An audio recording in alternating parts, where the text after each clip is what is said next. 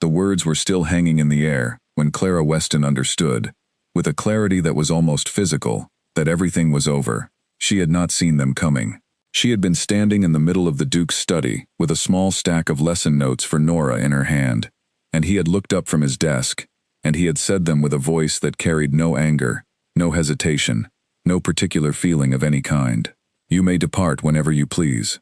7 words. Spoken the way you speak when you have already decided, already rehearsed, and all that remains is the formality of the saying.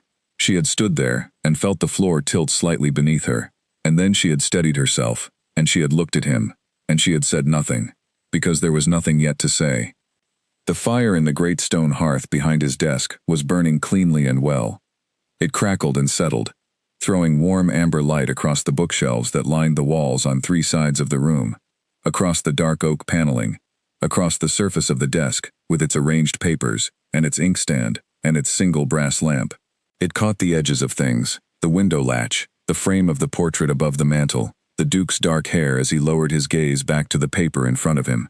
He had a way of returning his attention to his work that was so complete and so immediate that the person standing before him felt, in that moment, as if they had already left the room. Clara held the lesson notes and did not leave. "I see," she said. She heard how steady her voice was, and it surprised her, and did not surprise her, because she had spent most of her adult life making her voice do things that the rest of her was not ready to do. The clock on the mantel ticked. She counted 4 ticks before she spoke again. "By morning, then." "That is your choice to make," the Duke said. His pen was moving again. "There is no urgency on my side of the matter." No urgency. Clara looked at the side of his face, the line of his jaw, the set of his shoulder, the way his hand moved across the page, with the practiced ease of a man who had always had things to sign. She thought of several things she wanted to say. She was not a woman who spoke without thinking, and she was not a woman who spent her words on things that would accomplish nothing, and she knew, standing in this room, that most of what she wanted to say would accomplish precisely nothing. So she said the only thing that actually mattered. "Nora will ask questions," she said. "She is not easily managed when she wants an answer." The Duke's pen slowed. He set it down. He looked up. His eyes in the firelight were dark and very still, and they held the expression she had spent 3 years learning to read. Not cold exactly, not warm exactly, somewhere behind both those things, in a place she had never quite been able to name. "Children always ask questions," he said, "and children are always, in the end, satisfied with the answers they are given. I will handle it." He held her gaze for 1 beat longer. "Good evening, Clara." "Good evening," as though she were simply done for the day, as though she would be back in the morning, in the schoolroom, with her lesson notes, and Nora across the table with her serious dark eyes, and her habit of asking 3 questions for every one she was asked. "Good evening." Clara pressed her hands together at her sides.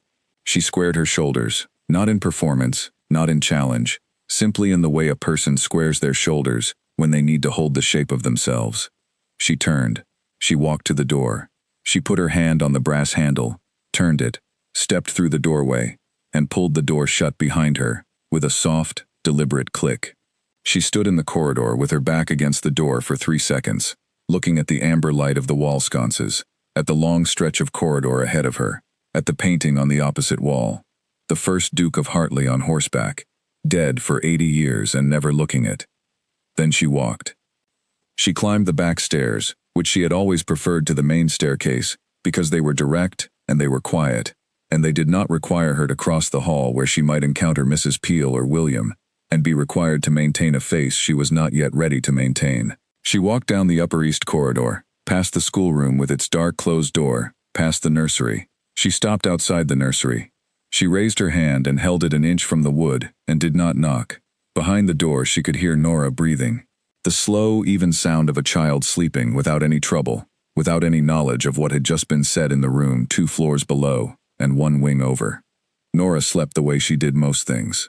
Completely, without reservations, with her whole self. Clara had checked on her after supper, and found her lying with 1 arm thrown over her head, and her hair spread across the pillow, and her small, serious face entirely relaxed, emptied of the careful watchfulness she wore during the day, as automatically as she wore her shoes. Clara lowered her hand. She continued to her own room, the small east-facing room at the end of the corridor, and she went inside and shut the door and stood in the center of it. The fire had burned low, orange coals now behind the grate, still warm but not bright. The window showed a strip of night sky, very dark, one hard and steady star low on the horizon. The wind she had heard in the trees outside the study window was softer here, pressing gently against the glass. Not cold-sounding, but present, the way things you cannot control are always present. She sat on the edge of her bed. The room was small, and she had made it hers, over 3 years, with careful, inexpensive choices.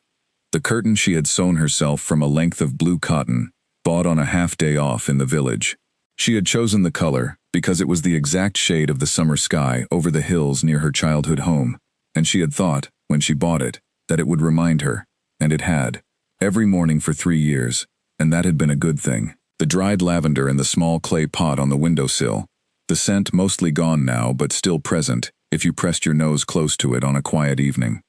The mirror above the washstand, round and simply framed, bought from a traveling peddler for less than it was worth, because the man had been in a hurry, and she had a small talent for knowing when not to argue. The 2 books on the shelf beside the window, both read so many times their spines had gone soft, both carried from her father's house in her original bag the day she left home. She looked at all of it. She needed to pack.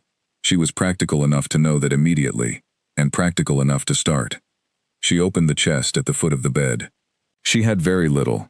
She had always had very little, and she had always understood this as a kind of freedom, as a lightness that people with more possessions sometimes envied when she described it, though she was careful how she described it, because describing one's own lack as a virtue can tip easily into performance, and she had never been a person for performances. She was, genuinely, a person who needed little. Her father had been the same. 2 dresses, her nightgown, stockings and underclothes, her mother's gray wool coat, mended at the left sleeve, and once along the back hem, the mending invisible unless you knew where to look.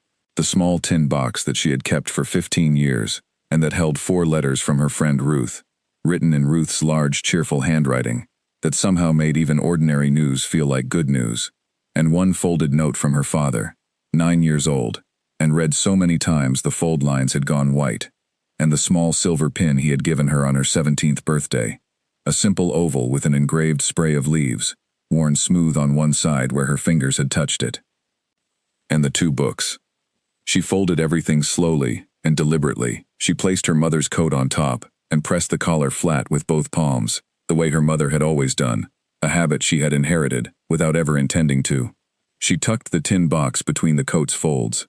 She wedged the books in along the side. She buckled the bag and set it against the wall beside the door. She placed her walking shoes beside it. She draped her coat over the bag so she would not forget it in the morning. She looked at the neat, small pile.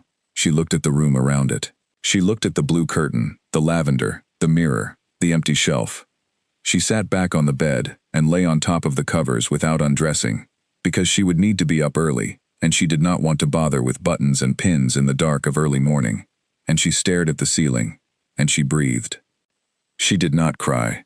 This was a decision she had made somewhere on the stairs, automatically, before she had consciously made any decision at all. She would not spend her tears tonight. Tonight was for practical things. There would be other nights for the rest. The clock in the corridor outside struck 11. Then 1/2 past, the house settled into its deepest quiet, the kind that comes after midnight, when even the wind drops and the fire goes completely to ash, and the house is only itself, stone and wood and old dark beams, and the accumulated silence of a place that has seen much and said nothing. She thought about the day she had arrived. She thought about the carriage ride in the January cold, the iron gates at the end of the long drive, the way the door had opened before she reached it, as though someone inside had been watching from a window and had seen her coming. She thought about how desperately cold she had been, and how desperately she had needed this position, and how hard she had worked to keep her desperation from showing. She thought about Nora. She thought about the first time Nora had laughed, a real laugh, not the polite and mechanical sound the child had produced in the early weeks, but something real and unguarded that had burst out of her in the schoolroom over a story about a cat and a very unfortunate hat. Clara had been so startled by the sound that she had almost dropped the book. She had looked across the table at the girl, and felt something she had not yet had a word for at that point, though later she had found the word for it. The word was belonging. She pushed that thought away. She thought about the Duke's face on the night of the storm, 5 months ago, when the power of the weather had trapped them all indoors, and the fire in the main hall had been built up high, and the whole house had felt, for one strange and unrepeatable night, as though its walls had moved inward slightly, making everything closer and warmer and oddly honest. She thought about his voice that night, stripped of the careful flatness he wore during the day, slower and quieter and more fully his. She thought about what he had told her, in the dark, with the storm loud against the windows. She stopped thinking. She lay in the dark and listened to the house, and eventually, very late, she slept. She dreamed of the morning she had arrived, the gravel under the carriage wheels, the gray sky, the door of Hartley Hall opening before she knocked. In the dream she was not afraid. In the dream she already knew how it would go. In the dream she walked through the door with her bag on her arm and her mother's coat around her shoulders, and the house received her without drama, without ceremony, the way a place receives something that belongs in it. She woke before dawn. The sky was just beginning to lose its deepest black, shifting to a dark gray that was not yet light, but was no longer entirely dark. She lay still for one moment, fully awake immediately the way she always was, a quality her father had admired in her, and her friend Ruth had always complained about. Then she rose. She washed her face in the cold water from the basin. She dressed in her good dress, the green one, and she pinned her hair with care, because she had always believed that the way you hold yourself, when the world has not been kind to you, is one of the few things entirely within your own control, and she was not going to walk out of Hartley Hall, looking as though she had been undone. She buttoned her shoes. She put on her coat. She picked up her bag. She stood in the doorway of the room for a moment, looking back. The blue curtain in the gray early light, the lavender, the mirror, the empty shelf. She did not try to feel less than she felt.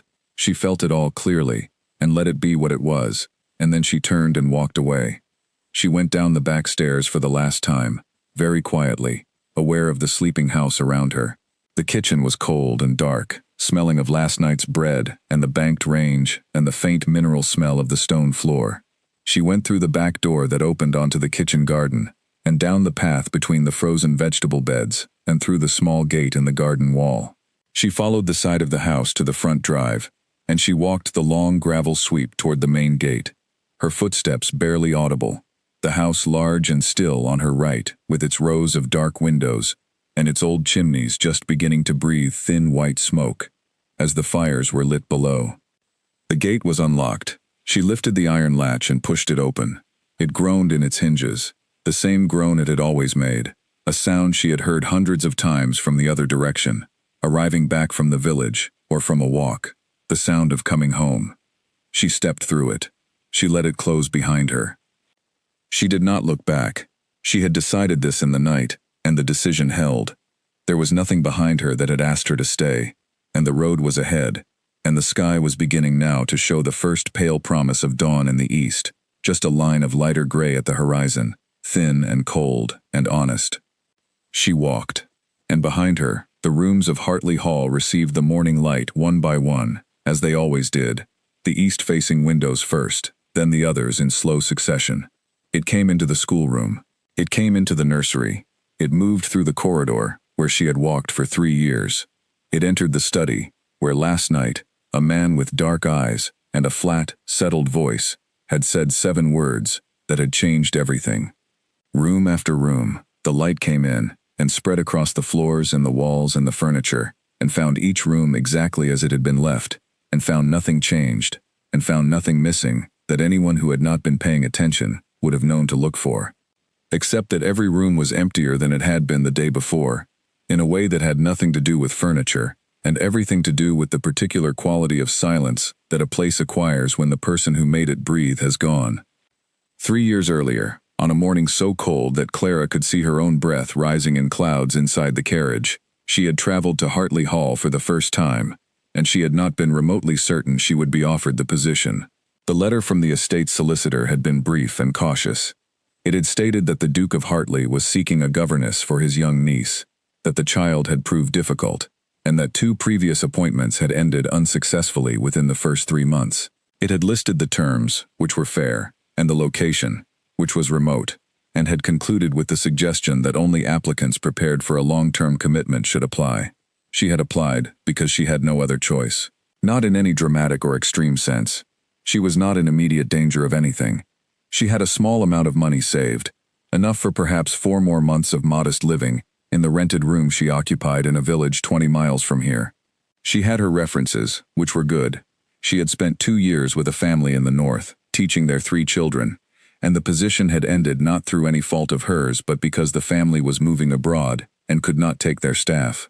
The reference the father had given her had been genuinely warm, and she had been grateful for it, and she had been using it for 8 months, during which time she had applied for 11 positions and received 1 response, and that response was the letter she was now holding in her gloved hand, in the freezing interior of the public carriage, reading for the 4th time, as though rereading it might change something.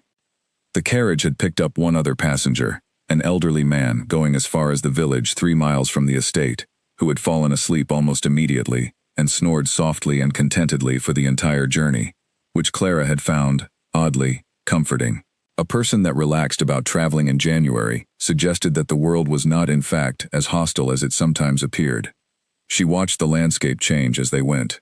The village gave way to open road, and the open road gave way to hills, and the hills grew larger and the farmland sparser, and eventually the road ran between stretches of wood on either side, bare-branched and still, the trees like dark lines drawn against the white-gray sky. It was not a friendly landscape. It was not meant to be. It was the kind of landscape that had been here long before anyone arrived to name it, and that would be here long after everyone who was currently arguing about it had gone. The carriage turned between stone gate posts and onto a gravel drive, and Clara straightened her back and put away the letter and looked ahead through the small front window of the carriage at the house at the end of the drive. It was large. She had known it would be large, from the nature of the appointment, but knowing and seeing were different things. It was built of pale stone, very old, with high chimneys and tall windows, and a front elevation that went on considerably longer than she expected. It had the look of a house that had been added to over many generations by people who each had their own strong ideas about what a house should be, and the result was not exactly coherent, but was, somehow, impressive, the way things that have accumulated over long time tend to impress in spite of themselves. The carriage stopped before the front steps. The driver climbed down.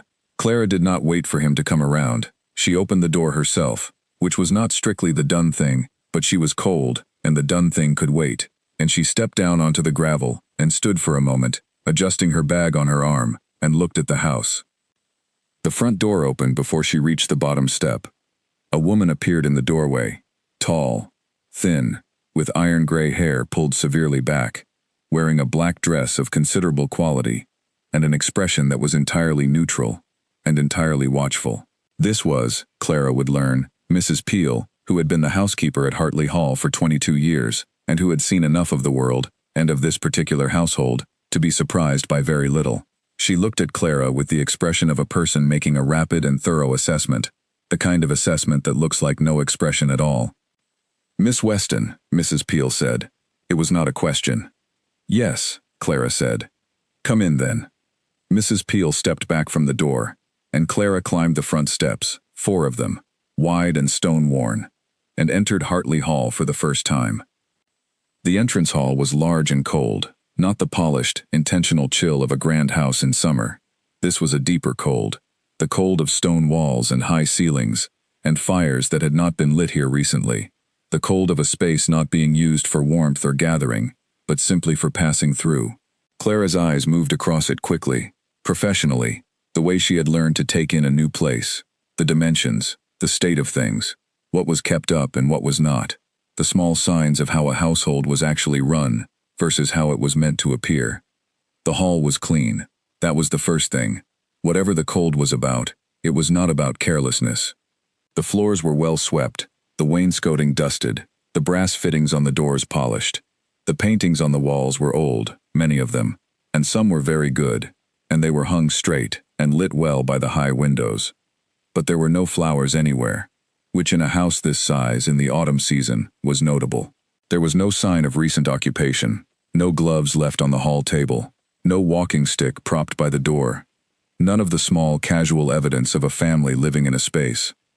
It felt, Clara thought, like a house that was trying very hard to function correctly, while something essential was missing from it. She followed Mrs. Peel across the hall, and through a corridor, to a small sitting room at the back of the east wing, where a fire had been lit and a tea tray waited. This was, she was told, where she would wait until the Duke was available to receive her. She was given the tea. She was left alone. She drank the tea. It was very good, strong and hot and serious, the way tea is made in a household where someone knows what they are doing. She warmed her hands around the cup and looked at the room, and thought carefully about what she was going to say, and how she was going to say it. She had learned, over the past 8 months of unsuccessful applications, that the first impression she made in these formal meetings was more important than anything in her letter or on her reference page. She was not remarkable looking. She was not fashionable or particularly accomplished in the ornamental sense. She was competent and steady and genuinely good with children, and she had learned that these qualities needed to be communicated quickly and clearly, because people rarely looked for them until they had decided to give you a chance. She was going to get this position. She had decided that in the carriage, not out of arrogance but out of sheer necessity, the kind of necessity that focuses the mind very effectively. Mrs. Peel returned 20 minutes later and led her to the study. The Duke of Hartley was standing when she entered, which she had not expected. He was taller than she had anticipated, broad-shouldered, younger than the formality of the appointment had led her to imagine, perhaps 34 or 35, she thought. He was wearing riding clothes, not a suit, which suggested either that he had not bothered to change for this interview, or that he had just come in and had not been given time to. She thought the latter was more likely, from the look of him. There was still a slight wind roughness in his color. He looked at her with eyes that were very dark and very direct, and he did not smile, and he did not offer her a seat. "Miss Weston," he said. His voice was exactly the voice she would, in 3 years, come to know completely, level, measured, giving away nothing except intelligence. "Your Grace," she said. "My niece has been difficult," he said. "Her previous teachers have not lasted. I expect you will not last either." It was meant, she thought, to unsettle her.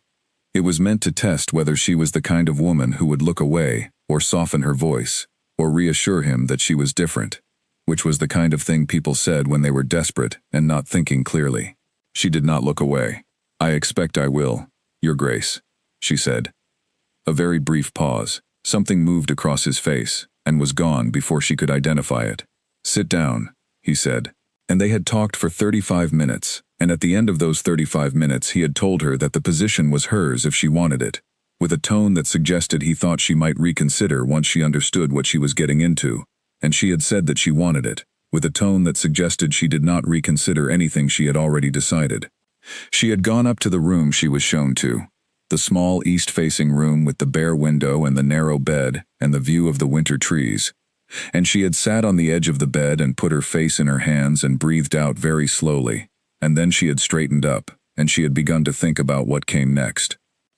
The first morning she had met Nora, Mrs. Peel had taken her to the nursery after breakfast, where the child was seated at the long table, with a book open in front of her, and her hands folded on top of it, as though she had been waiting for a very long time, and had made her peace with the waiting. She was small for her age, dark-haired, with eyes that were the same dark brown as the Duke's, but somehow less guarded, not open exactly, but watchful in a different way, a child's watchfulness, active and curious, rather than contained. She looked at Clara the way a person looks at something that might be interesting, or might be a waste of time, and she had not yet decided which. "I am Clara Weston," Clara said. "I know," the girl said. "Mrs. Peel told me. She said you came from the north." "I did. Is it different there?" "The hills are bigger," Clara said, "and it rains more." Nora considered this. "I like rain," she said. "My uncle doesn't. He says it makes everything gray." "It does," Clara agreed. "But gray can be a very interesting color." Nora looked at her for another moment, and then she looked down at her book, and then she looked back up. "My last teacher cried," she said, "on her second day, in the corridor outside this room." "That must have been uncomfortable for her," Clara said. "I thought she would go," Nora said. "But she stayed for 6 more weeks before she went." What made her go?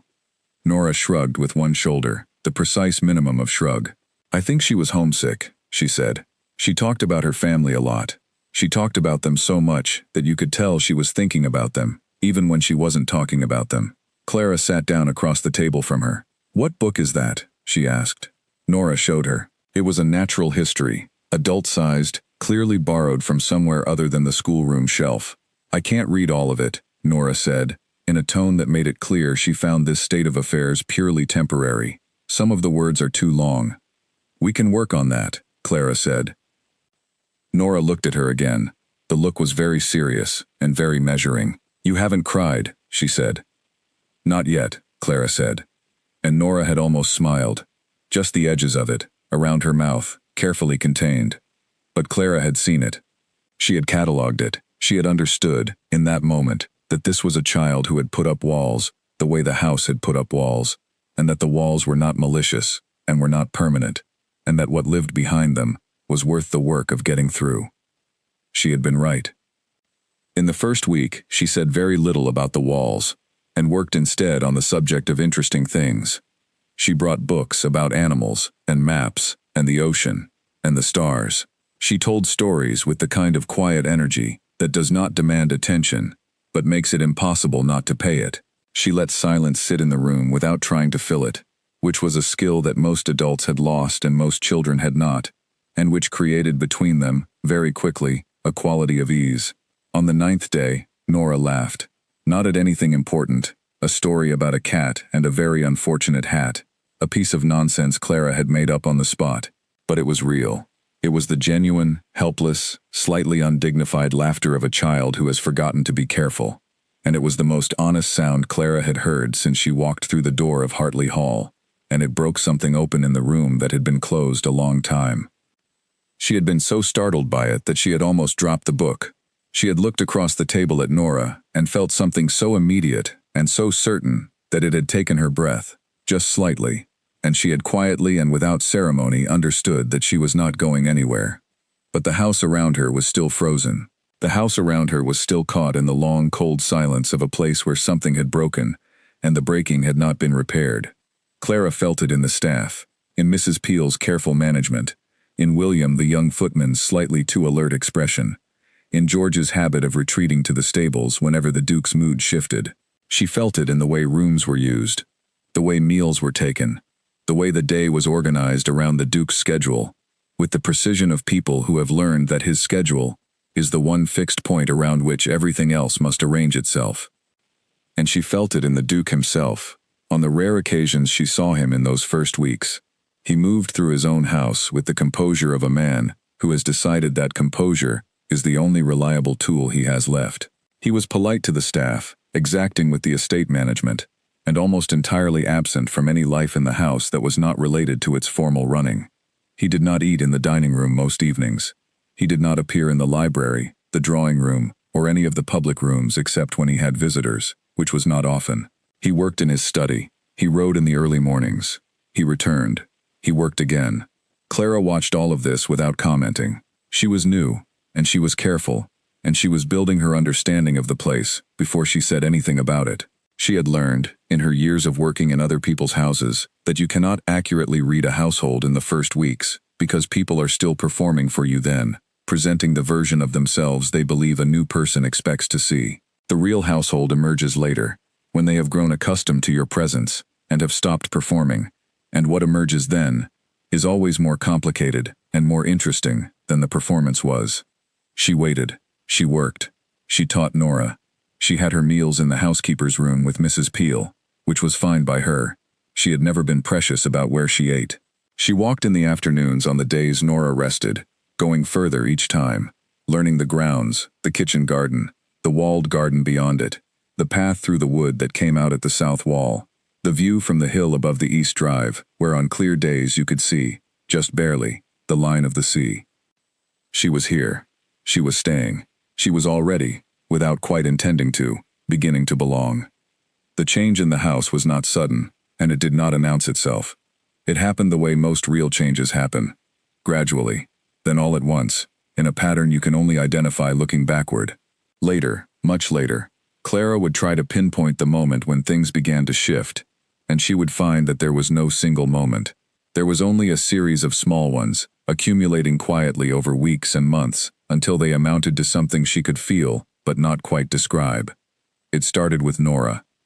Nora came alive that winter in the schoolroom, and the coming alive was not quiet.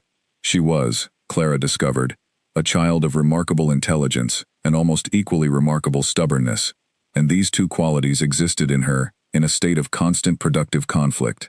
She wanted to understand things completely. She wanted to know not just what was true, but why it was true, and she wanted to argue every step of the way, and the arguing was not obstinacy for its own sake, but a genuine engagement with the material, a refusal to accept anything she had not tested for herself. Clara found this entirely delightful.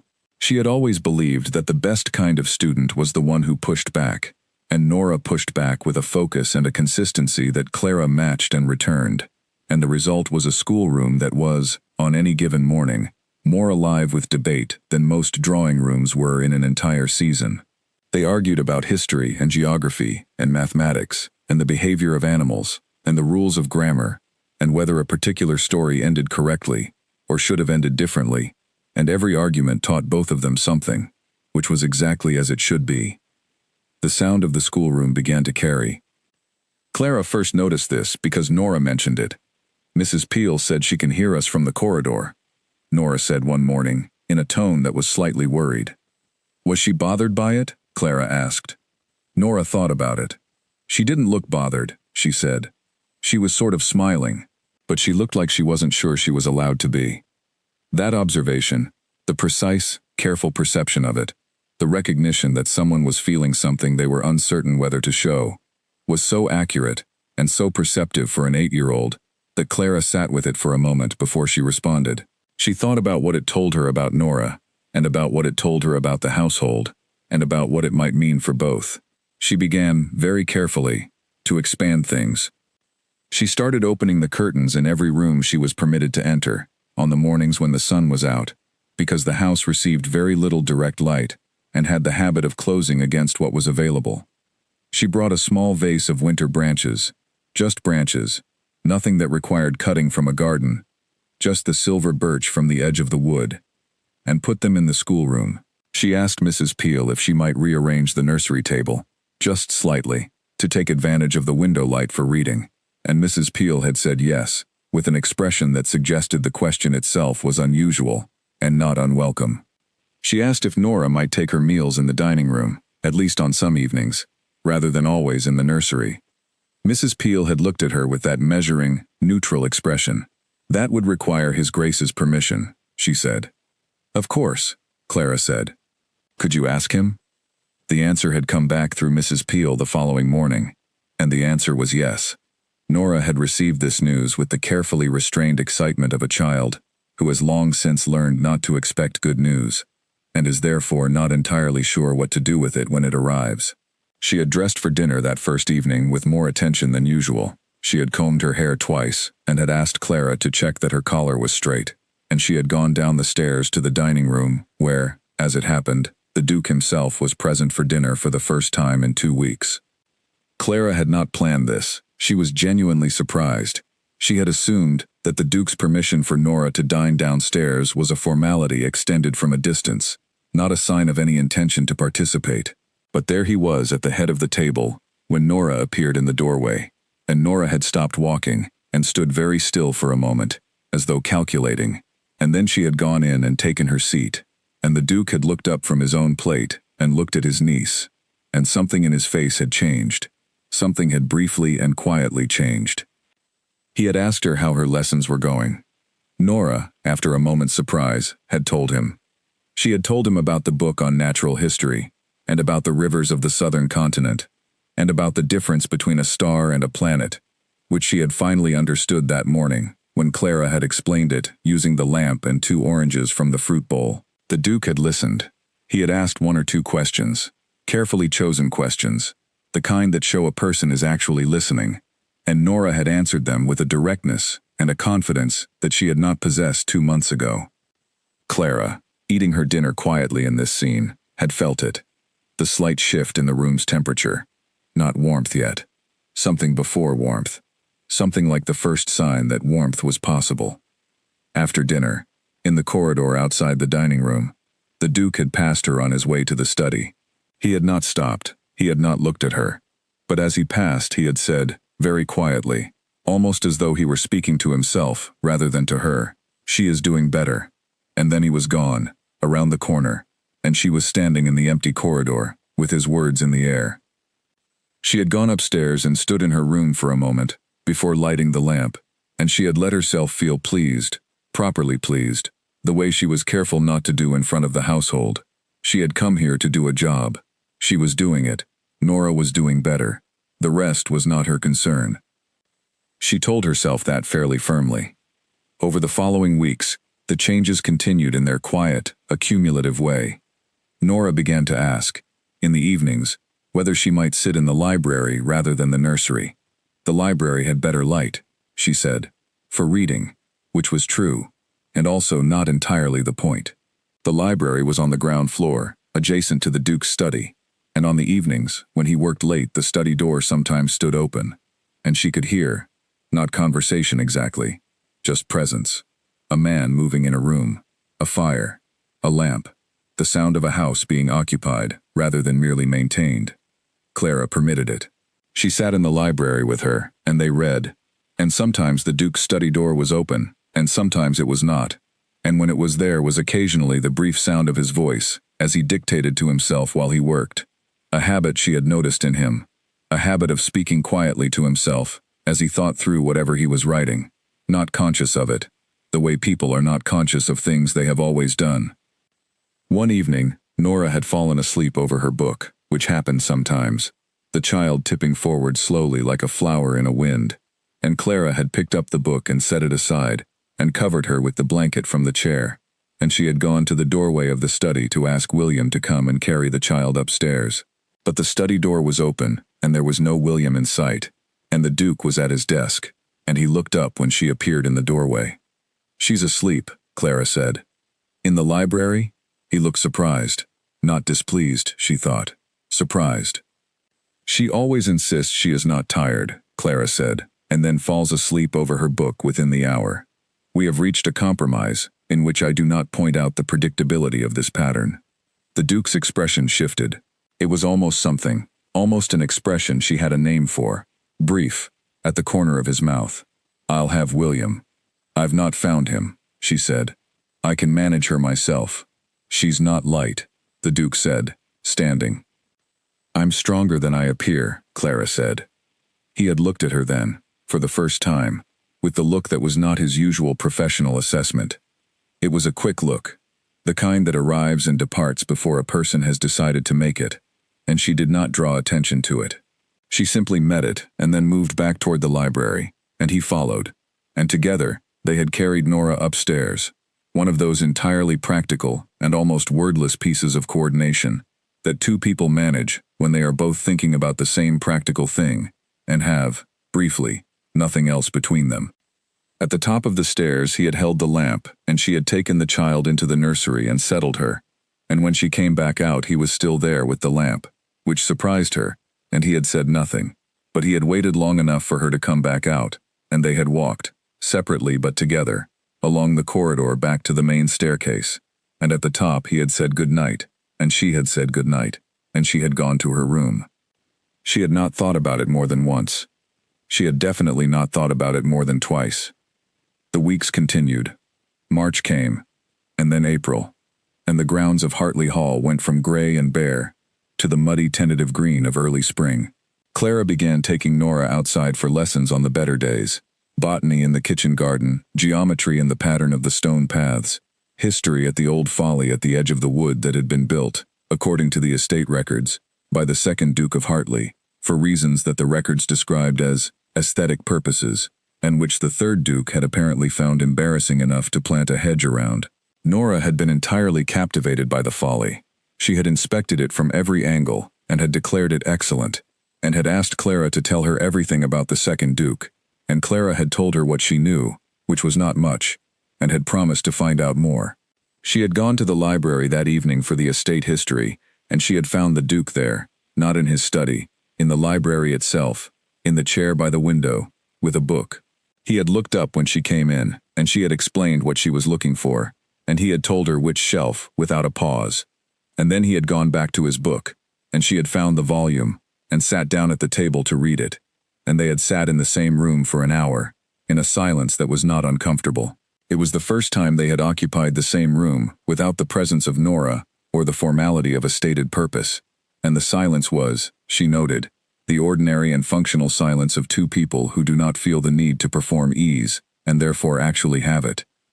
She had gone back to her room that night, thinking carefully about the fact that she had found that hour comfortable, and she had reached the conclusion that comfortable was fine, that there was nothing uncomfortable that she needed to examine further, and that she was a professional woman in this man's employment, and she was going to remain that. She remained it, firmly, for several more weeks, during which time Nora continued to grow, and the house continued to thaw, and the Duke began, quietly and without announcement, to be present in the evenings in ways he had not been before, at dinner more often than not, in the library occasionally, in the garden on Sunday mornings when the weather was good. He was not transformed. He was not suddenly warm or expansive or easy.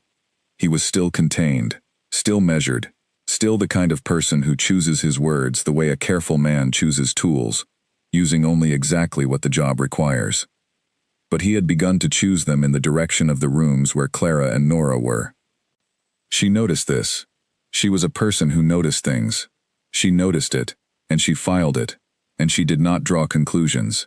She simply noticed it, and continued her work, and continued to tell herself, firmly, that she was a professional woman, in this man's employment, and that she was going to remain that, and that there was no other thing to be said about it. She was telling herself this, one afternoon in May, when she turned the corner in the kitchen garden, and walked directly into the Duke, who was coming the other way. They both stopped. They were very close, the path was narrow, and for a moment, neither of them moved, and in that moment, she was aware of several things at once. The warmth of the afternoon, the smell of turned earth and new growth, the distance between them, which was considerably shorter than it usually was, and the fact that he looked, for one unguarded instant, as entirely taken aback as she felt. He stepped back, she stepped to the side. They apologized simultaneously, and then stopped apologizing simultaneously, and he said, with the faintest, almost imperceptible trace of something that was not quite amusement, but was the memory of amusement. You mentioned you were stronger than you appear. You are also apparently quieter. It is a useful quality, she said. I imagine it is, he said. And he walked on. And she stood in the kitchen garden for a moment, with the spring sun on her face, and the smell of earth around her. And she thought, I am in a great deal of trouble. The storm arrived in October without the usual warnings, moving in from the west faster than anyone expected, and by the time the household understood what was coming, the windows were already shaking, and the road had become a dark ribbon of rain, and the sky had gone the deep greenish gray. That means something serious is happening. George had the horses in before it broke fully. Mrs. Peel had the fires laid and the shutters secured on the ground floor. William had run through the house latching every window, and Nora had stood at the nursery window, watching the drama of the approaching weather with wide, entirely delighted eyes. Should I be frightened? She asked Clara, who had come to find her. Of the storm, Clara said. No, this house has stood through worse. Are you frightened? No, Nora said, in the tone of someone who would have admitted it if she had been. I think it's magnificent. It is, Clara agreed. Come away from the window now. They had gone downstairs, because the upper floors were noisier in weather, and the main hall, with its deep walls and high ceiling, was genuinely the most sheltered room in the house. Mrs. Peel had built the fire in the hall to an impressive size, and the room was warm and amber-lit and felt, in the way that rooms sometimes feel in large weather, as if the whole outside world had withdrawn to a theoretical distance, and only this was real. The Duke came in from his study at some point in the early evening, saying something brief to Mrs. Peel about the east wing shutters, and then stopping when he saw Nora and Clara on the hearthrug. Nora had been lying on her stomach reading, and Clara had been in the chair with a letter she was writing to Ruth, and there was a slightly surprised quality to the Duke's stillness when he found the room occupied in this particular way. The east wing shutters need checking, he said, to the general room. William did them, Mrs. Peel said from the corridor. Good. He stood for another moment, and then, with the air of a man choosing a slightly unfamiliar route but having decided to take it, he crossed the room and sat in the chair opposite Clara's, on the other side of the fire. He read, or appeared to. He had a book, and he held it, and his eyes moved across the page. But Clara had the sense, it was only a sense, she was not watching him closely. She was writing to Ruth, or trying to, that he was aware of the room in a way that was not entirely the awareness of a man reading. Nora fell asleep on the hearthrug at some point, exactly as she always fell asleep when she was warm and felt safe, completely and without fuss. Clara put down her letter and tucked the blanket more securely around the child. When she looked up, the Duke was watching. Not with the assessing look, and not with the professional distance he usually wore, but with something quieter than those things, something he had not entirely intended her to see. Outside, the storm was at its height, the rain driving against the shuttered windows, the wind moving through the old chimneys, with a sound that was not quite a howl, but was the close cousin of one. The fire crackled and settled, and threw its light in moving patterns across the walls. Clara picked up her letter and found she could not continue it. She set it aside. She sat back in her chair and looked at the fire, and the room was quiet, except for the storm outside, and the fire between them, and the slow sound of Nora sleeping. "She looks like her father," the Duke said, out of nowhere. Clara looked up. He was looking at Nora. His expression had changed again, had done that thing it did sometimes when he thought no one was observing. It had opened, slightly, the way a window opens in a warm room, to let the outside in. "Were you close to him?" Clara asked. She asked it carefully, the way she asked him things when she asked him things, which was rarely and always with some idea of what he could bear to answer. "He was my younger brother," the Duke said, "by 5 years. He was a great deal more comfortable in the world than I am. He had a quality of ease that I have always found." He paused. "Admirable," he finished, and she heard in the word all the things that might have come before it. "Nora has that quality," Clara said. "Yes," the Duke said, "she does. More every month." He was quiet for a moment. The storm outside shifted, a new burst of wind, and the whole house seemed to move slightly with it, to breathe. "She did not have it when I brought her here. When my brother and his wife died, she was very small and very still." She did not speak for almost 2 weeks. Clara had not known this. She had known, from Mrs. Peel, that Nora had come to live at Hartley Hall following her parents' deaths, 2 years before Clara arrived. She had not known about the 2 silent weeks. She thought about the child she had met in January, the watchful eyes, the folded hands, the precise and careful words, and she thought about the child she knew now, who laughed and argued and fell asleep in the middle of hearthrugs, and she thought about the distance between those 2 children, and what it had taken to travel it. She needed time, Clara said, and steadiness. Children are resilient if you give them those 2 things. And someone to argue with, the Duke said, and there it was. The thing that was not quite amusement, but was very close to it. The thing she had begun to look for without meaning to, because it was the truest version of his face. She smiled. She didn't try to stop it. "She is very good at arguing," she said. "She did not get it from her father," the Duke said. "He never argued with anyone. He had a way of simply agreeing with whatever you said, and then doing whatever he had already decided to do. It was infuriating in the most harmless possible way." He stopped. He looked at the fire. The memory was there in his face, present and unguarded, in a way she had never seen anything be in his face before. Clara did not speak.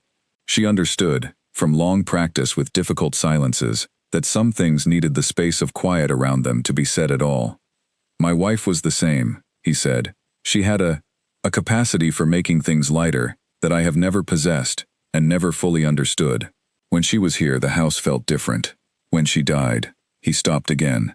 She waited. "It became very silent," he said, "for a long time." The fire settled with a soft sound. Nora shifted on the hearthrug, pulling one arm closer, not waking.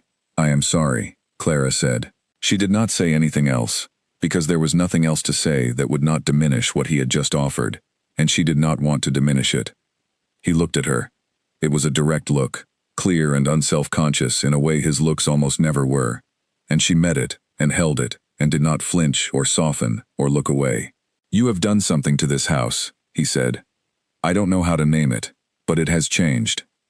"Nora has changed it," Clara said. "I've only—" "No," he said, very quietly. "Not only Nora." Outside, the storm was beginning to ease. The driving sound of the rain against the shutters had lessened, become a steadier and less furious thing. The fire still burned. Nora still slept. The room was warm and amber, and entirely still, wrapped in the particular intimacy of late evening and weather, and things that have been said aloud that usually are not. Clara looked back at the fire. Her heart was doing something she was not going to look at directly. Not tonight. "You should try the dining room again," she said, after a moment, choosing the most ordinary thing she could find to say. The thing that would bring them both back to safer ground. "Nora has been practicing being interesting at the dinner table. She has opinions about the Roman Empire now." The Duke almost smiled. More than almost. "Does she?" he said. "Very strong ones," Clara said. "I expect you'll hear about them." He was quiet for a moment. Then, in a voice that had something new in it, something she filed very carefully away and did not examine, "I look forward to it." He picked up his book. She picked up her letter to Ruth. The storm died down by midnight, and the household went to bed, and nothing was said about the conversation, and nothing needed to be. It had happened, and it was true, and it sat between them from that night onward like something placed carefully on a table, present, visible, not touched, but not removed. The trouble arrived in November, in a carriage. Clara heard it first, the sound of wheels on the front drive when she was in the schoolroom with Nora, and she thought nothing of it, because the estate received occasional visitors, solicitors and tenants, and once in a while someone social, though social visits were uncommon, and the Duke seemed to regard them as obligations to be efficiently completed. She thought nothing of it until Mrs. Peel appeared in the schoolroom doorway an hour later, with an expression that was carefully, deliberately neutral, in a way that Clara had learned to read as a sign of something complicated. "Lady Dorothy Fairfax has arrived," Mrs. Peel said. "She will be staying for 3 weeks." Nora looked up from her geography. "Aunt Dorothy?" she said, and her voice had gone flat in a way that Clara also filed and noted. "Yes, Miss Nora," Mrs. Peel said. "She will rearrange everything," Nora said, in the tone of someone stating an objective and established fact. Mrs. Peel said nothing. Clara kept her expression neutral and thanked Mrs. Peel and continued the lesson, and Nora did not say anything more about Lady Dorothy, but for the rest of the morning she answered her questions with a slightly shorter attention than usual, and twice she looked at the door, as though expecting something unpleasant to come through it. Lady Dorothy Fairfax was the Duke's aunt by marriage, a woman of 62, with a great deal of certainty about a great many things, and a social precision that could be either impressive or exhausting, depending on which end of it you were on. She was tall, white-haired, elegantly dressed, and she moved through Hartley Hall with the air of a person who has visited many times and has her own opinion about how it should be run, which she was not especially reluctant to share. Clara met her formally at dinner that first evening, introduced briefly by the Duke as Miss Weston, Nora's governess, which was accurate and complete, and left nothing out, and yet somehow communicated only the smallest and most functional version of what Clara was in this house. Lady Dorothy had assessed Clara with the practiced swiftness of a woman who has spent a lifetime assessing women in positions of domestic service, and she had said something pleasant and entirely without interest, and she had moved on. Clara was not troubled by this. She was accustomed to it. She had been assessed this way in every household she had ever entered, and she had learned early not to take it personally, and not to allow it to define what she understood herself to be. What she had not anticipated was that Lady Dorothy would be a woman who noticed things with remarkable precision, and who was not in the least shy about discussing what she noticed with the people around her. Within 3 days, she had noticed the open curtains. She called them excessive, implying a sort of impropriety about letting in too much light, though what exactly was improper about it she did not specify. She had noticed the arrangement of the nursery table, which she described as highly unconventional. She had noticed the branches in the vase in the schoolroom, just branches, bare birch branches in water, simple as anything, and she had looked at them with the expression of a person who finds them not so much unattractive as simply inexplicable, as though the fact that someone had put them there raised questions about that person's judgment. These were small things. Clara absorbed them. She had dealt with women like Lady Dorothy before, women whose power in a household rested on the maintenance of established conventions, and who experienced deviation from those conventions as a personal challenge. She was patient, and she was professional, and she did not argue. But Lady Dorothy was also watching. Clara became aware of this gradually, the way you become aware of something at the edge of your vision, not because it announces itself, but because it is consistent. Lady Dorothy watched her at dinner. She watched her in the corridors. She watched her with Nora, with an attention that was too steady to be casual. And she watched the Duke. At the end of the first week, Clara overheard something. She had not intended to. She had gone to the drawing room for the book she had left there in the afternoon, and the door was slightly open, and Lady Dorothy was inside speaking to someone. Another voice, low and unidentifiable, likely one of the servants she had co-opted for confidential conversation, as people of her type often did. Clara stopped in the corridor, and did not go in, and did not intend to listen, but the words came through clearly, before she could take herself away. "She is entirely too comfortable in this house," Lady Dorothy said. "The curtains, the nursery, the library in the evenings, and Arthur tolerates it without question. More than tolerates it." A pause. "She is a governess. She should be invisible." Clara walked away down the corridor. She walked all the way to the end, and stood in the narrow window that looked out onto the kitchen garden, and she breathed through her nose slowly, and looked at the cold November garden, and thought about several things. She thought about the phrase, "too comfortable."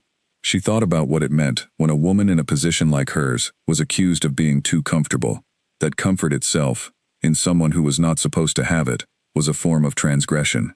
She thought about the Duke's aunt's careful, watching eyes. She thought about what Lady Dorothy had noticed, and what she had made of it, and what she intended to do about it. She thought about what there was, genuinely, to notice. She thought about the storm night in October. She thought about the evening in the library when the study door was open. She thought about the kitchen garden in May, and the look on the Duke's face for one unguarded instant. She thought about the progression of small things, each of them individually nothing, all of them together, amounting to something she had been careful not to name. She went back to her room, and she sat on her bed, and she was, for a short while, very honest with herself. She was honest about what she felt, and honest about its impossibility, and honest about the fact that feeling something and acting on it were entirely different things, and that she had never done the latter and had no intention of starting. She was a professional woman in this man's employment. She had a position to keep, and a child who needed her, and a life she had built in this house, through her own competence and her own steadiness, and none of that was less real because of something she felt. She was steady. She was careful. She was fine. She was less fine 3 days later, when Lady Dorothy spoke to the Duke in a way that Clara was not meant to hear, but that Mrs. Peel, looking pale and unhappy, told her about that evening in the housekeeper's room. Lady Dorothy had suggested, directly, that the governess's presence in the household was becoming a source of comment, that people in the district were talking, that a woman of Clara's type allowed the kind of freedom she had been given, in the proximity of a widowed man of the Duke's position and fortune, was a situation that invited gossip, and that gossip, however unjust, was damaging. Mrs. Peel's hands were folded very tight in her lap when she said this. "I thought you should know," she said, "not because I believe a word of it, because you should be prepared." Clara thanked her. She sat in her room that night and thought about being prepared, and about what was coming, and about the fact that she had done nothing wrong except be present and be capable and be, apparently, too comfortable. She had done everything right. She had been everything she was supposed to be. She had been, in 3 years, entirely professional and entirely appropriate and entirely unimpeachable. And it was going to count for nothing against the judgment of a woman with a drawing room and the Duke's ear. Something changed in the house after Lady Dorothy's first week, and Clara felt it in the way you feel a change in air pressure before a storm, in the small signs, in the texture of the days, in the quality of the silences. The Duke began to miss dinners again. Not every night, but sometimes. And the evenings in the library stopped, the study door staying firmly closed. The particular warmth of those evenings, the fire, the books, Nora reading, the Duke present in the room, absent without announcement, without explanation. He was still there, of course. She saw him in the corridors, at breakfast when she brought Nora down, in the estate office when she passed it on the way to the back stairs. He was present in all the ways he was supposed to be present. He gave her good morning and good evening, with perfect courtesy, and he asked about Nora's progress with the neutrality of an employer, and he was, in every observable way, entirely professional. But he had gone somewhere. He had gone back behind the glass. Clara recognized what was happening. She had seen it before, in him, in those early months before things had begun to thaw, the retreat into composition, into the careful and complete management of himself, into the flatness that was his oldest and most reliable armor. She had watched him shed that armor gradually over 18 months. She was watching it go back on now, day by day, piece by piece, as though Lady Dorothy had shown him something in a mirror, and he was responding to it with the only tool he trusted. She did not confront this directly. That was not her way, and it was not, she judged, the right way. Not now. Not with Lady Dorothy in the house, and 3 more weeks of her visit still to go. She kept her schedule. She taught Nora. She was pleasant to Lady Dorothy at every opportunity, which was not always easy, but was always manageable. But she felt it. She felt the withdrawal like a cold front moving in, like the gradual dimming of something that had been giving light, and it settled somewhere in her chest in a way she was not going to talk about, and not going to show. Nora felt it too, she suspected. The child did not say anything directly, but she was quieter in the evenings than she had been, and twice she asked Clara, with a careful casualness that was itself a sign of careful thought, whether Clara was quite all right. Clara told her she was perfectly all right, and Nora had looked at her with those measuring dark eyes and said, "My uncle looks the way he used to look," which Clara had known exactly what to do with, which was nothing, and which she had therefore done nothing with except say, "Your uncle is busy. He has a great deal to manage." "He always has a great deal to manage," Nora said. "That's not what's different." Clara had changed the subject. She was good at changing subjects. She had a great deal of practice. Lady Dorothy left at the end of the 3rd week, and her carriage disappeared down the drive on a gray December morning, and Mrs. Peel stood at the front door until it was out of sight, and then came inside and said nothing at all to anyone, and the house seemed to breathe out, slowly and with relief, as though it had been holding itself in while she was there. But the Duke did not come back, not fully. The evenings remained quiet. The study door stayed closed. The dinners were more often absent than present. He was polite and professional, and entirely unavailable in any way that mattered, and Clara went through the days with the steady competence she had always possessed, and she took care of Nora, and she told herself that this was fine, that this was in fact the appropriate arrangement, that this was what it had always been and what it should be, and she told herself this with the firmness of a person who is working very hard not to notice how much it costs. She noticed anyway. She could not help it. She was a person who noticed things, and the thing she noticed most clearly, in those gray weeks between Lady Dorothy's departure and Christmas, was the shape of the absence, the specific geometry of what was no longer there, the particular quality of the evenings that had changed, the way a room felt different now when only she was in it. She did not allow herself to go far with any of this. She was a professional woman in this man's employment. She had a position to keep. She had Nora. She had the small good life she had built in this house through her own careful work. These were real things. These were the things she was holding on to, and she held on to them, and she was steady, and she was fine. She was doing this so effectively, and with such quiet determination, that she almost did not see it when the Duke began to be unkind. It started with small things. A comment on the schoolroom schedule that implied she had arranged it incorrectly, when in fact, the arrangement was the same one she had been using for 2 years. A question about Nora's reading list that had an edge in it, a suggestion of insufficiency that was at odds with every conversation they had previously had on the subject. A correction at dinner, one of the few evenings he came to dinner, on something she said about geography, which she had said correctly, as she knew perfectly well, and as he must also have known. And yet the correction had come, flat and certain, the kind of correction that is not really about geography at all. She received these things without changing her expression. She answered his questions about the schedule directly, and without defense. She acknowledged the geography point with a quiet courtesy that gave him nothing back. Not argument, not hurt, not any of the things she was actually feeling. which were complicated, and which she was not going to give him the satisfaction of displaying. But she felt it. She felt each one, the specific weight of them, the particular shape of unkindness from someone whose opinion had mattered to you, and still did. She felt them the way you feel cuts that are carefully placed, not deep enough to bleed, precisely placed enough to sting. She understood what he was doing. She understood it with the clear and somewhat painful intelligence of a person who has been paying close attention for a long time. He was building a wall again, and he was using these small cuts as mortar, creating a distance that would make the closeness they had had seem like a misunderstanding, making it easier to pretend it had never quite been what it was. She recognized it because she had seen him do smaller versions of it before, and because she understood, without excusing it, that it came from a place in him that was not cruel by nature, but had become defended by long necessity. She did not excuse it. She absorbed it.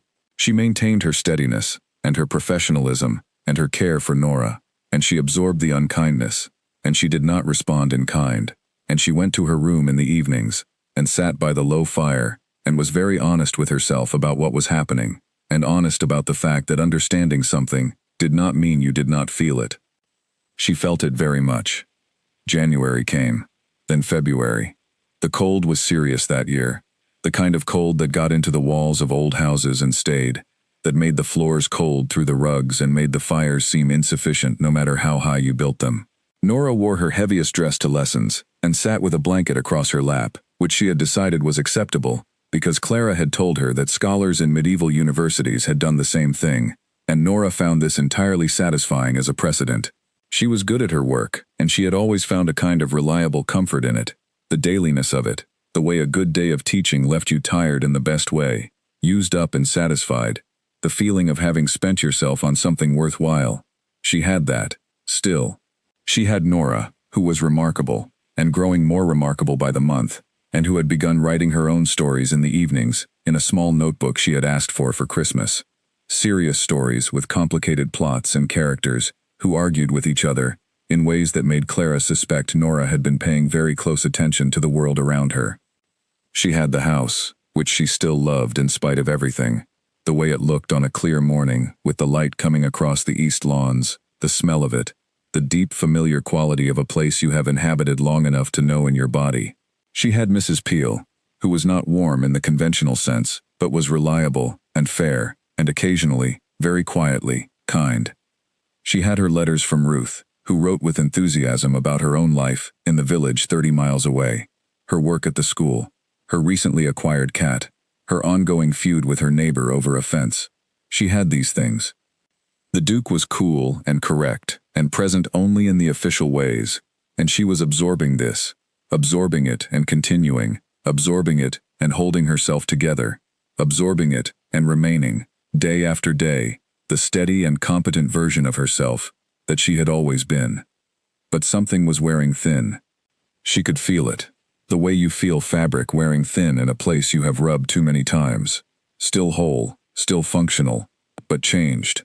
The texture different, the strength different, the margin for additional wear considerably reduced. She kept going. The argument happened on a Thursday in March, and it began about Nora. They had been in the study. She had been summoned there to discuss Nora's upcoming schedule, the spring term, the possibility of adding a music tutor, and the conversation had been professional and clipped, and entirely without any of the quality that had once existed between them in that room. Clara had made her recommendations clearly. The Duke had listened and asked his questions with the efficiency of a man getting through a task on a list. It should have been over in 15 minutes. It ran for 50. It ran for 50. Because of what he said about Nora's future. He had said it as an aside, as though it were already decided, as though there had been a conversation about it somewhere, that Clara had not been present for, and was not expected to have opinions about. He had said that Nora would be sent to school in September, a girls' school in the South, established, well-regarded, the appropriate place for a girl of Nora's position to continue her education. Clara had gone very still. In September, she said. Yes, the Duke said. She will be 9 by then. It is the appropriate age. She has not been told, Clara said. This was not an argument yet. This was just a statement. She was being careful. I intend to tell her when the arrangements are confirmed, the Duke said. She has no friends at that school, Clara said. She does not know anyone there. She has never been away from this house. Children adapt, the Duke said. It is a good school. She will benefit. She will be terrified, Clara said. And this was the moment it stopped being careful, stopped being professional, became what it actually was, which was a direct statement of what she believed, and what she was not going to pretend she did not believe. She will be sent somewhere she does not know, away from everything she knows, and she will be terrified. Whatever she shows on the outside, she will be terrified. The Duke looked at her. She is not as fragile as you seem to believe, he said, and his voice had that edge in it now, the one she had become accustomed to these past months, the one that was not quite cold, but was considerably cooler than it needed to be. She is not fragile at all, Clara said. Fragile is not what I said. I said she would be frightened. There is a difference. And frightened children, who are sent somewhere frightening, without preparation, do not adapt. They endure. And enduring and adapting are not the same thing. She needs to go to school, the Duke said. She needs to be among girls her own age. She cannot be here forever with... He stopped. With me? Clara said. The word was there between them. He looked at her, and she looked at him, and the thing they had been not saying for months was suddenly in the room, present and undeniable, taking up space the way real things take up space, requiring acknowledgement. I am saying that her education needs to progress in a more formal direction, the Duke said, and his voice was very flat now, the flatness she recognized as the last line of his composure. I understand that, Clara said. I am saying that sending her in September, without preparation, to a school where she knows no one, is not the way to do it. I am saying that she deserves to be consulted. I am saying that she is a person, with a history and with feelings that are real and specific, and that those things deserve to be taken into account. I am aware that she is a person, the Duke said. Then treat her like one, Clara said. The silence afterward was considerable. She heard herself, in the silence. She heard what she had said, the directness of it, the edge in it, the absence of the careful professional courtesy she had always maintained in this room. She had meant every word of it. She did not take any of it back. But she was aware that she had stepped across a line, and she was aware that the stepping had been less about Nora than she was pretending, and she was aware that the Duke knew this too. He looked at her for a long moment. The fire behind him burned steadily. The clock ticked. You are very certain, he said, of your opinion. Yes, she said, I am. Another silence. Something moved in his expression. Something she could not read, not now, not in this charged and complicated air between them. He looked away from her, toward the window, toward the dark March evening beyond it. I see, he said, and then, very quietly, with a flatness that was absolute, you may depart whenever you please. She stood in the center of the study and did not move. Outside, the March wind moved through the oaks along the east drive. The fire crackled. The clock ticked. I see, she said.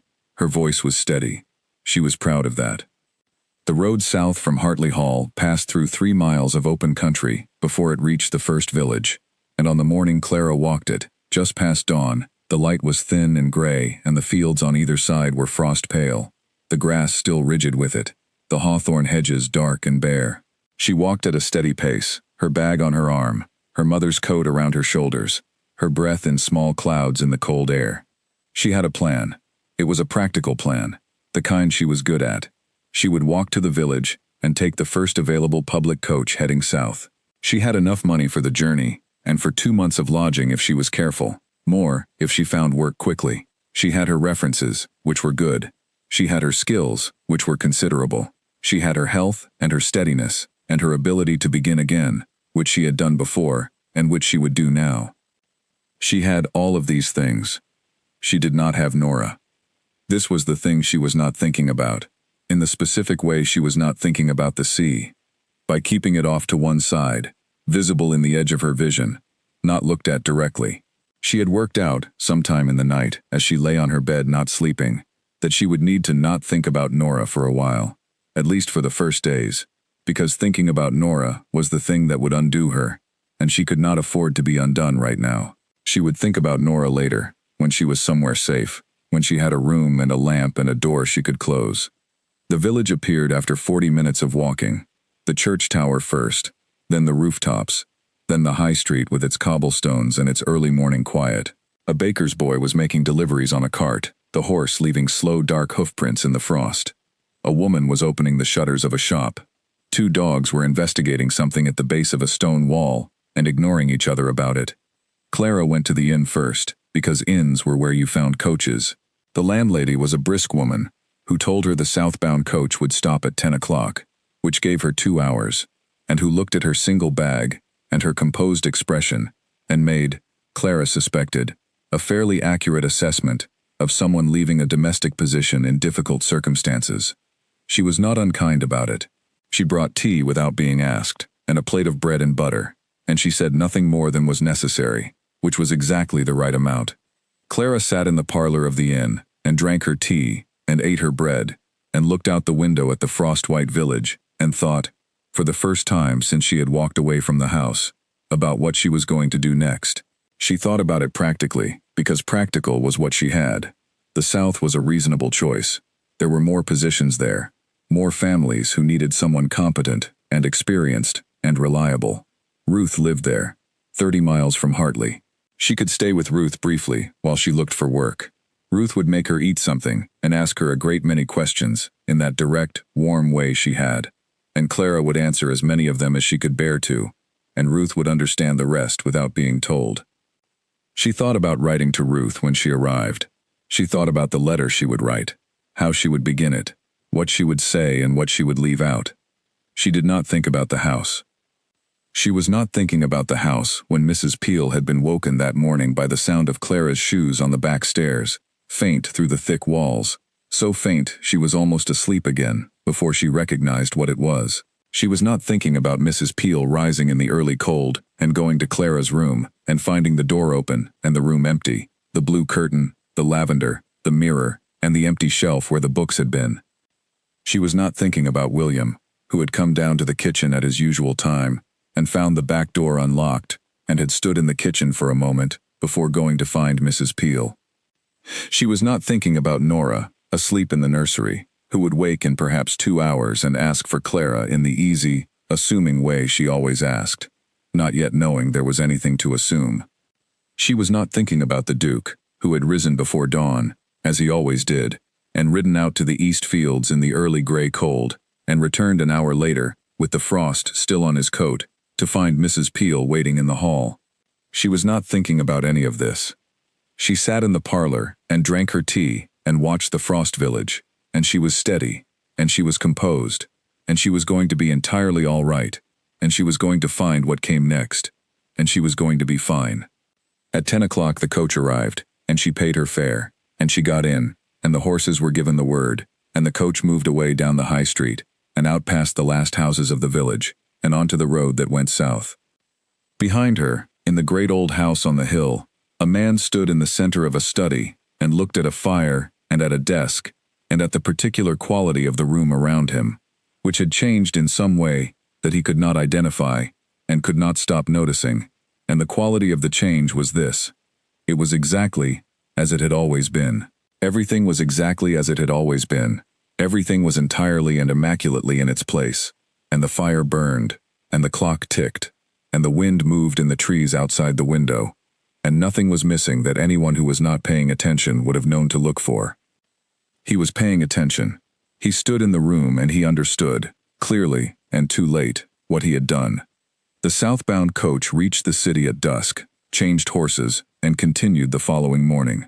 Clara arrived at the village where Ruth lived on the 2nd day of March, in the early afternoon, with a bag on her arm and a composure that was, by then, running on something closer to determination than ease. She had not slept well in the coach. She had not eaten properly. She had spent 2 days doing the careful, disciplined work of not thinking about things she needed to not think about, and it was tiring work, the kind that leaves a person hollow in a specific way. Ruth opened the door before she knocked. She had, apparently, been watching from the window. "Clara Weston," she said, in her large, warm voice, and she looked at Clara for exactly 2 seconds, taking in the bag and the coat and the careful composure, and then she stepped back and said, "Come in and sit down, and I will put the kettle on, and you don't have to say anything right now that you don't want to say." Clara came in and sat down, and the cat, a substantial orange cat who had apparently been fully settled into Ruth's life since the letter where he was first mentioned, approached her immediately and sat on her feet, and she looked down at him and felt something come loose in her chest, some thread she had been holding tight for 3 days, and she did not cry, but she was, for a moment, very close to it. She told Ruth some of it that evening, after supper. Ruth listened without interrupting, which was not her natural mode, but which she achieved through visible effort. She asked 2 questions, both of them good ones. She poured more tea. She did not say anything unwise or presumptuous or untrue, which was one of the things Clara valued most about her. That night Clara slept in Ruth's small spare room, with the orange cat on the foot of the bed, and the sound of the village outside the window, and she slept for 10 hours straight, which she had not done since October. She woke in the morning to the smell of bread being made, and she lay still in the thin spring sunshine coming through the curtain, and she thought about what came next. She needed a position. She would begin writing letters today. She had her references. She had her skills. She would be thorough and efficient, and she would find something quickly. She was good at finding things, when she put her mind to it. She had a month, perhaps a little more, before her savings ran too thin for comfort. A month was enough time. She thought about nothing else. She spent 3 weeks at Ruth's house. She wrote 17 letters to 17 positions. She received 4 responses, 2 invitations to present herself for interview, and she went to both interviews, which were in different towns and required 2 different sets of travel. She was offered neither position. One was given to someone whose music skills exceeded hers. The other she was not told the reason for, and she did not ask, because sometimes there was no reason that was useful to know. She wrote more letters. Ruth gave her bread and soup and company, and did not pry, except on the evenings when she pried very gently, and Clara let her, and those evenings helped in ways she would not have predicted. Saying things aloud, even partial things, even things with gaps in them, had a particular quality of relief. She was in the middle of writing her 22nd letter on a Tuesday afternoon, 3 weeks after she arrived, when she heard a carriage. The village was quiet enough that you heard carriages when they came through, and this one stopped near the house, which was unusual, and she heard the front door knock, and she heard Ruth's voice, and she heard another voice. She knew the voice. She sat for a moment very still, with her pen in her hand, and the half-finished letter in front of her. Then she set down the pen, and she stood up, and she went into the hallway, and Ruth was standing at the open door with an expression Clara had never quite seen on her face before, something between surprise and a very studied neutrality. And outside on the step, with his hat in his hands and his coat carrying the dust of a long journey, was Duke Arthur Kane. He looked at her, she looked at him. He was not wearing his composed expression. He was wearing his face, the one underneath the composed expression, the one she had only seen clearly once before, on a stormy October night by a fire. He looked like a man who had driven many miles, and had not slept, and had thought about what he was going to say, and had arrived at the conclusion that none of what he had prepared was adequate. "I owe you an apology," he said. His voice was not flat. "Several of them." He paused. "I don't intend to give them on a doorstep." Ruth made a sound that was not quite a word, but communicated that she was going inside, and would make tea, and that the front parlor was available. Clara stood in the hallway and looked at him. "You drove 3 days," she said. 2.5, he said. "You could have written." "Yes," he said. "I could have. I chose not to, because a letter seemed like exactly the kind of thing a coward would send, and I have been a coward for the better part of 6 months, and I am done with it." She looked at him for a long moment. The afternoon light was coming in through the open door, pale and clear, the kind of March light that does not promise warmth but shows things very clearly in the absence of it. She could see the tiredness in his face, and the tension, and underneath both of those things, something else. The thing she had seen briefly, here and there, in 3 years of paying very close attention. Something real and undefended, and entirely without the glass. She stepped back from the door. "Come in then," she said. He came in. He sat in the chair she indicated in the parlor, and she sat across from him, and Ruth brought tea, and then disappeared, with the discretion of a genuinely good friend. He said what he had come to say. He said it clearly, and without performance, without the careful flatness he had always used as armor. without the professional distance that had, in the past months, become something sharper and less defensible. He said that he had been wrong. He said it without qualification. He said that he had been frightened. He used that word, the same word she had used in the argument about Nora, and that he had responded to being frightened in the way he had learned to respond to it, which was to build a wall, and that the wall had been a mistake, and that he knew it had been a mistake, not because someone told him, but because of the morning she left, and the room-by-room quality of that morning, and what he had understood standing in the study with the fire burning and the clock ticking, and the particular sound of a house that has lost something it did not know how much it needed. He said that he had spoken to Nora before he left. He said that Nora had looked at him for a long moment, and then asked, in the direct and measuring way she had, whether he was going to bring Clara back. He said he had told her he was going to try. He said that Nora had considered this, and then said, "Try harder than you usually try," which was, he acknowledged, fair.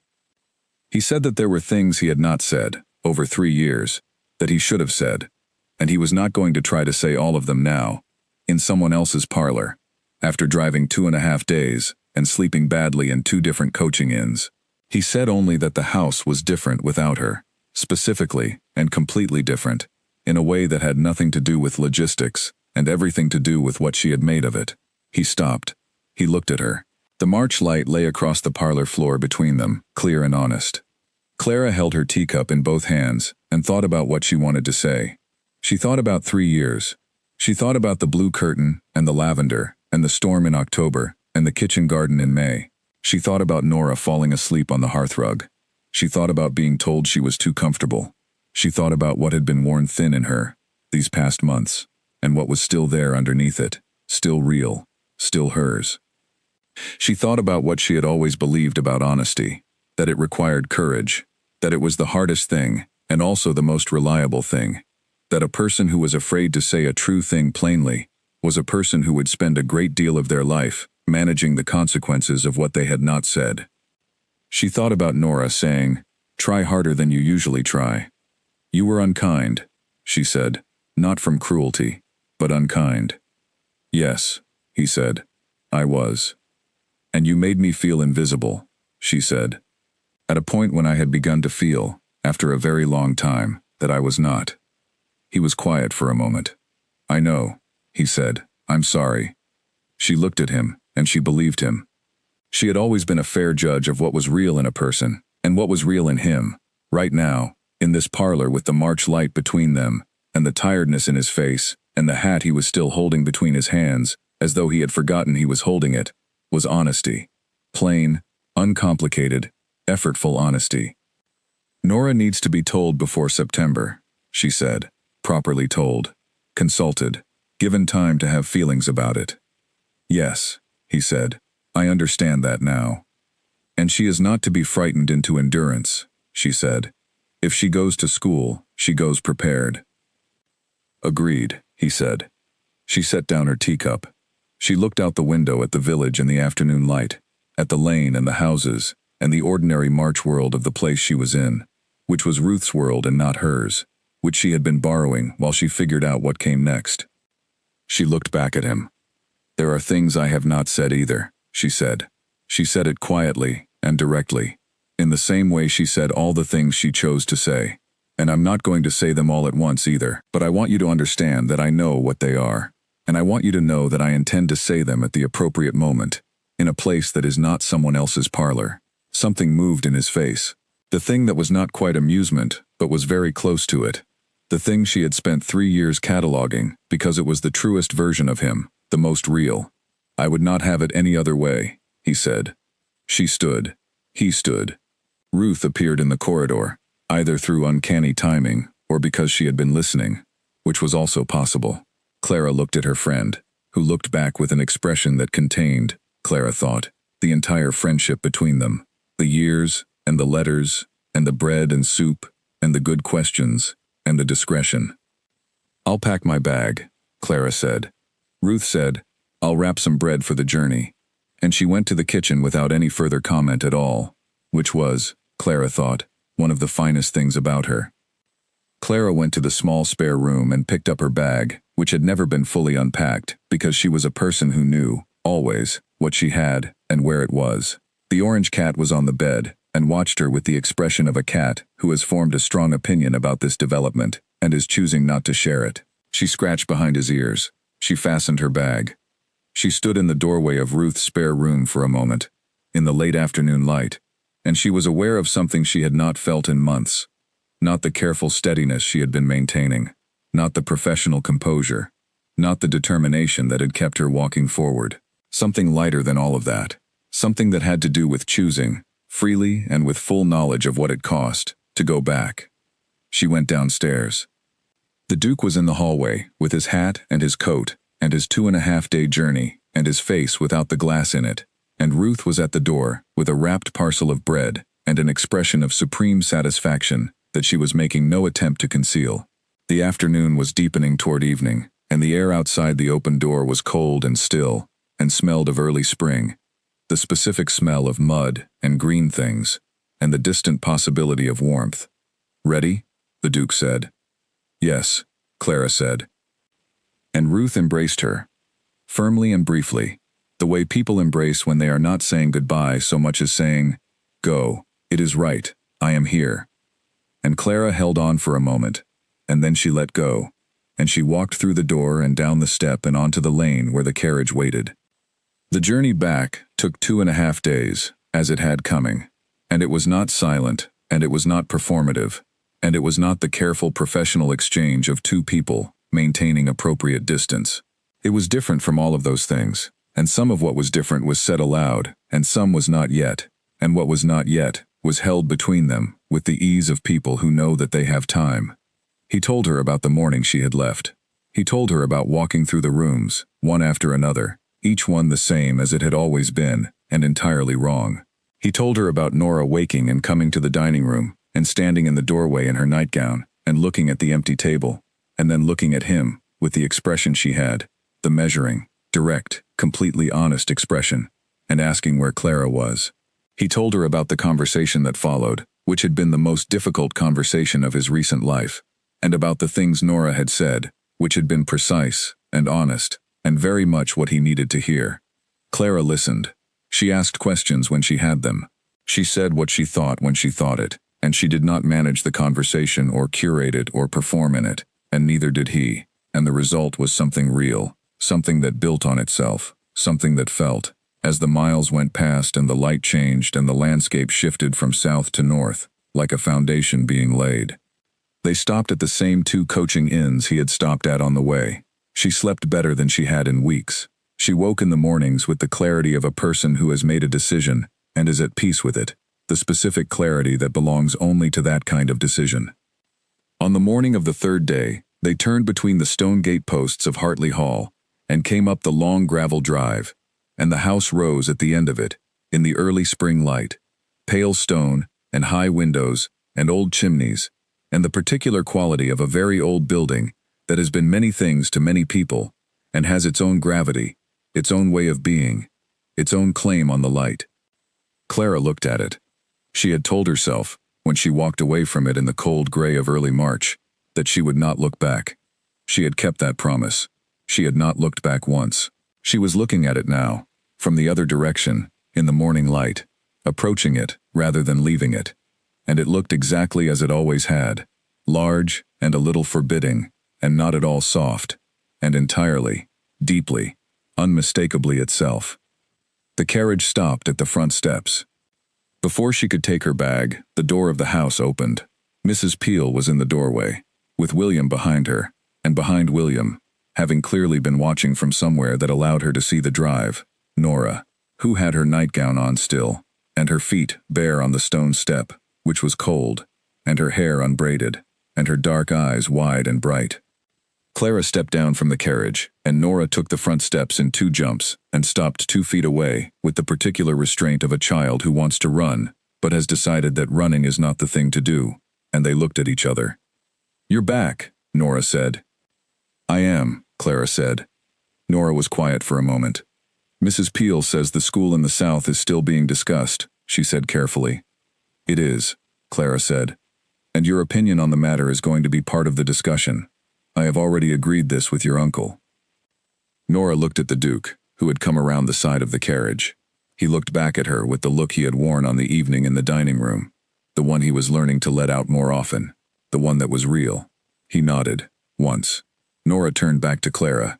She looked at her for one more long, measuring moment.